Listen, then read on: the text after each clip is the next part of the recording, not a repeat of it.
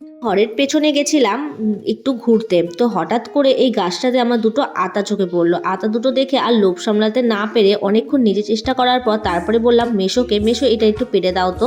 তো যেহেতু আটার ডালগুলো সত্যি কথা বলতে খুবই শক্ত হয়, পারছিল না, তারপরে অনেক কষ্ট করে এই দুটো আতা পেরে নিয়ে এসছে। একটা যেহেতু কাঁচা ছিল আর একটা পাকা, মানে পুরোপুরি পাকেনি, আর মানে আর দুদিন হলে পেকে যেত।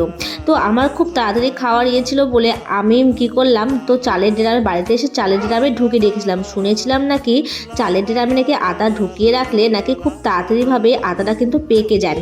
তো আমি একদিন পরেই তো দেখলাম কি আটাটা পেকেছি কিনা, তারপরে দেখছি যে আটাটা সত্যি খুবই তাড়াতাড়ি কিন্তু পেকে গেছে। আর দেখো তো গলগলা হয়ে গেছে। দাঁড়াও, আটাটা আমি বের করে নিয়ে, আর তোমরা কারা কারা আটা খেতে ভালোবাসো প্লিজ আমাকে কমেন্টে কিন্তু জানিও। আমার তো খুবই ভালো লাগে, আগে অত পছন্দ করতাম না, এখন আমার খুবই ভালো লাগে আতা খেতে। আর এই দেখো চাল ফালগুলো একটু ঢুকে গেছে, যেহেতু আদাটা না অনেকটা পরিমাণে তাড়াতাড়ি কিন্তু পেকে গেছে আদাটা, যেটা দুদিন লাগতো পাকতে সেটা একদিনেই কিন্তু পেয়ে গেছে। আর দেখো চেপে চেপে দেখাচ্ছি কত নরম কিন্তু হয়ে গেছে ভেতরটা আদাটা। তো এবার চলো এটাকে আমি ভেঙে তোমাদেরকে দেখাই ভেতরটা কেমন হয়েছে। প্রথমে মা বলছিল আগে মাথাটা ভেঙে নিবি তারপরে ভেঙে নিবি, নাকি অনেক সময় কিন্তু আদার ভেতরে পোকা থেকে যায়।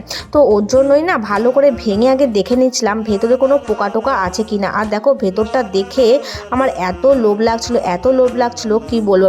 তো চলো এখন খেয়ে তোমাদেরকে বলবো যে কেমন। আর ভেতরটা দেখো কতটা পরিমাণে নরম হয়ে গেছে।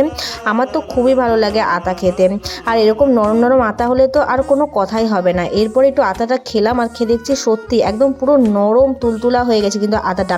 তোমাদের ভিডিওটা কেমন লাগলো অবশ্যই জানো, ভালো লাগলে অবশ্যই একটা like comment follow and share করে দিও। Tata, bye bye.